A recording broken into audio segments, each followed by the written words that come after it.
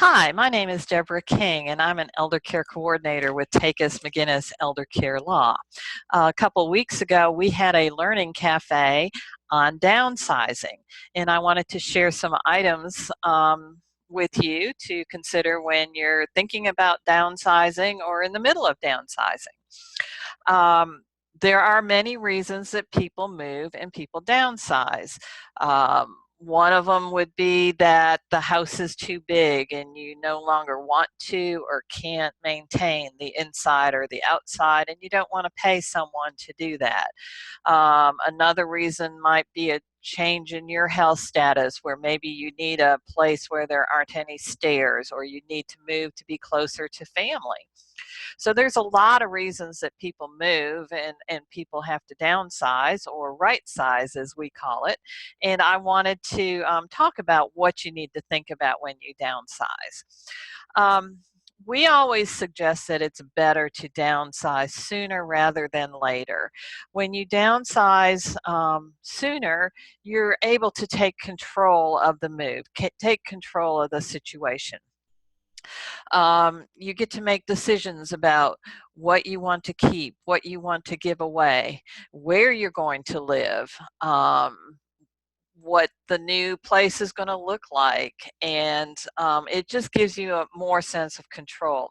It can be difficult, especially if you've lived in your current housing for years and years, but you have the control of doing it, and you're also taking charge. Um, if you wait too long, you may not be able to participate in the move or making those decisions. Someone else is going to have to do that for you. That makes it difficult on your family having to do that, or it makes it costly because you're paying someone to do that. There are tax issues to consider when you move or downsize or sell a home. And these you need to review with your realtor or your financial planner or your tax professional. There are things called capital gains on your home that you have an allowance through the federal IRS rules. So you would talk to your professional regarding how that will affect you, and take that into consideration when you're selling or moving. As with any other major decision, you need to choose your professional wisely. Your realtor is going to be your first person to help you with the move decision, helping you decide what you need to do to your current home to fix it up, to be able to sell it, what the current market value is, how long it's going to take to sell it, other things you need to consider in the sales process. So you want to pick your real estate professional through interviews, through referrals of family and friends, getting references, not just picking someone out of the newspaper or calling randomly. You want to interview several people to make sure it's someone that you can get along with and that they're going to meet your needs, that they're out there representing you. You also want to get professionals that will prepare you for the sales process, especially if you haven't bought or sold a home in many, many years, and also help you with the moving process. Real estate professionals can help with all aspects of a transition from one home to another. They have the connections, the referrals. That's their job. That's their job to make you happy and make this work for you. So find a professional real estate representative that you can trust and that you can get along with and communicate well with. There are current certifications through real estate that they can be a certified senior real estate specialist, a CSRS. Those people have gone through special training courses to help seniors, especially when they're downsizing, when they're looking to move to a smaller or a one level, or having to move out of their home into alternate living facilities. So again, just interview people and choose your real estate professional wisely. Consider how you're going to pay for the new home if you move out and you're buying a new home. Are you going to need to mortgage, or are you going to pay cash? And look at where you're going to live next. Sometimes that can be as big an issue as selling your own home.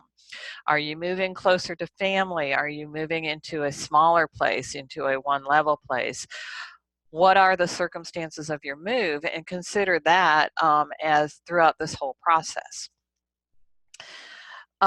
Once you move, you want to get connected with your community. Moving Engaging in activities to meet other people is important, whether that's being closer to family and being able to go to the kids' ball games, but also connecting with people your own age. Going to church, getting involved in church and social activities, finding the senior center in your community and seeing what they have to offer.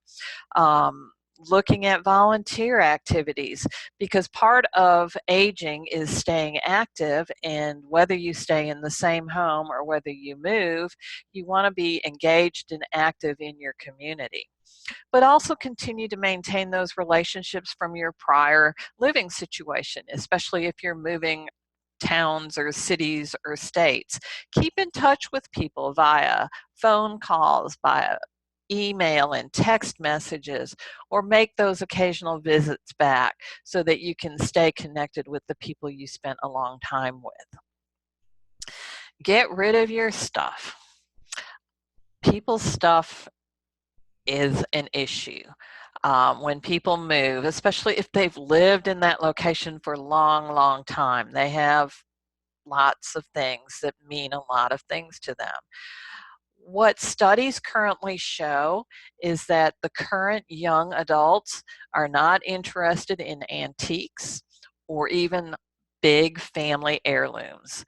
They may not put as much value on those things as you do, and so it may be difficult for them to know what to do with those items when you no longer want them or need them.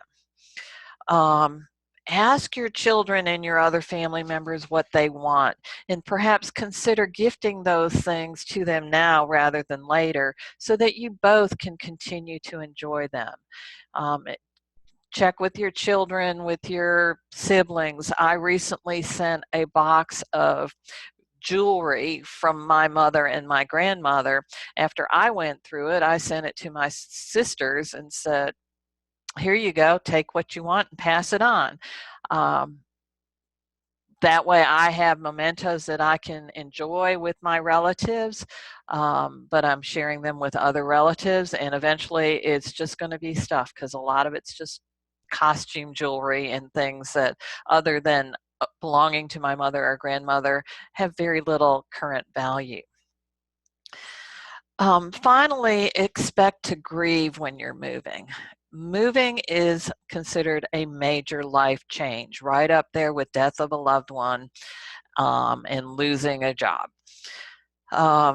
So recognize that there's going to be a lot of feelings that you may not have experienced before and that you have to get through.